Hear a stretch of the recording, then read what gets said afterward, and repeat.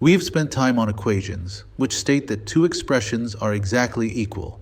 Now we move to inequalities, which state that two expressions are not equal. An inequality shows a relationship of comparison, like being bigger than or smaller than, rather than a perfect balance. Because of this, solving an inequality usually means finding an entire range of values that makes the statement true, not just a single answer. There are four symbols we use to define inequalities, and it's important to know the difference. The less than sign, which points left, and the greater than sign, which points right, indicate a strict boundary. The other two symbols are the less than or equal to sign and the greater than or equal to sign, both of which have a line underneath to show the boundary number is included in the solution. Let's analyze the less than sign. If you see x is less than 7, the inequality is asking what numbers are strictly smaller than 7. Any number that fits this description is a solution: 6, 0, or -10.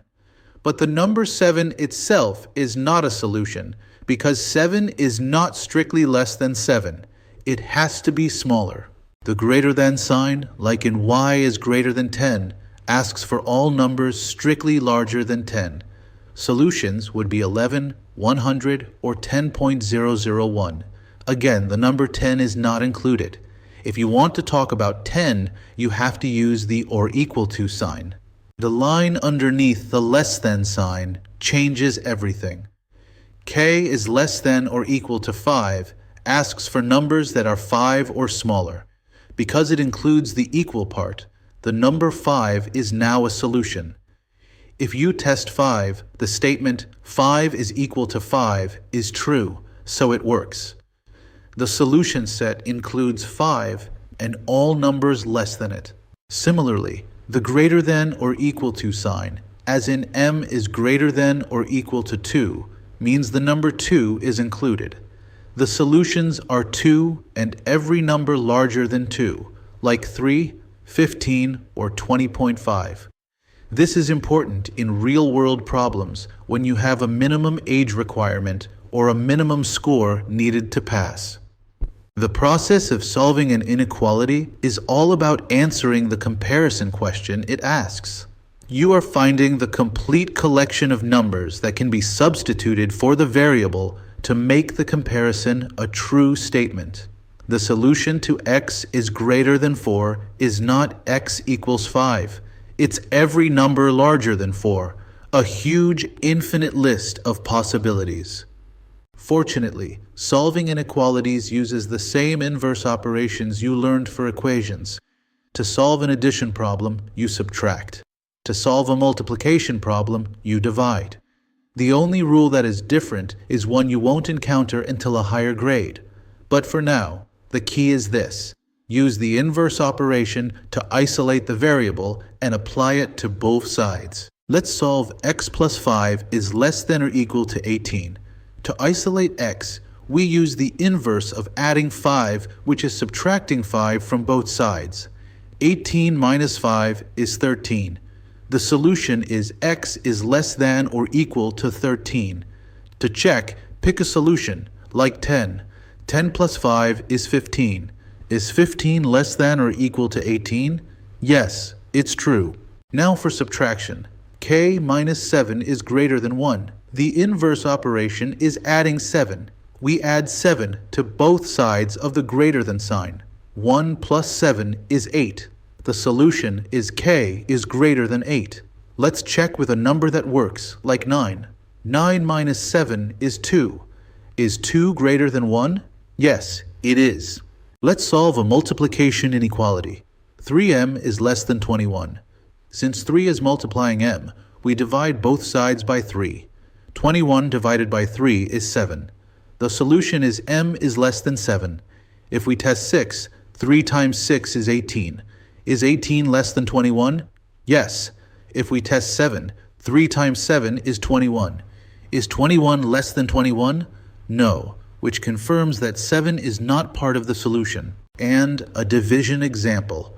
The fraction d over 2 is greater than or equal to 11.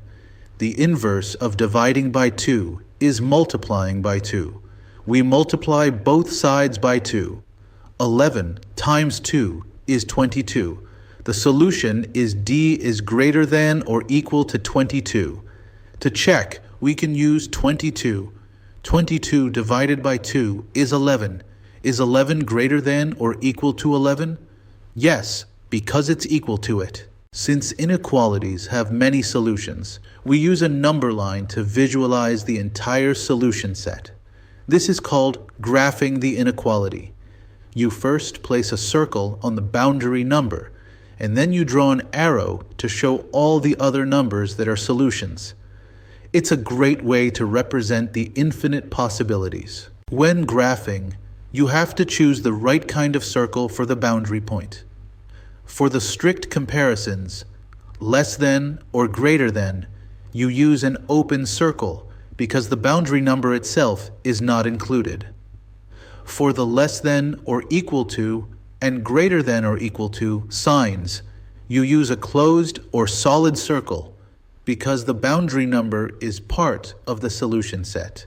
Let's graph x is less than 3. The boundary point is 3.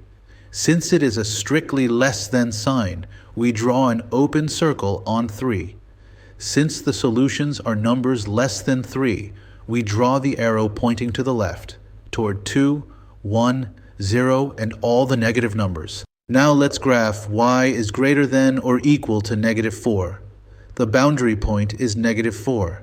Because of the or equal to line, we use a closed circle on negative 4. Since the solutions are numbers greater than negative 4, we draw the arrow pointing to the right, toward negative 3, 0, and all the positive numbers. Inequalities are very common in real-world problems like budgeting. Say you have a $100 budget for a party. The venue costs $40. How much F is left for food? The cost of the venue plus the cost of food must be less than or equal to $100. The inequality is 40 plus F is less than or equal to 100. To solve 40 plus F is less than or equal to 100, we subtract 40 from both sides. This gives us F is less than or equal to 60. The final answer tells us you can spend $60 or less on food and still stay within your budget. Here is a minimum requirement scenario. To pass your class, your final score S must be greater than or equal to 70. The inequality is S is greater than or equal to 70.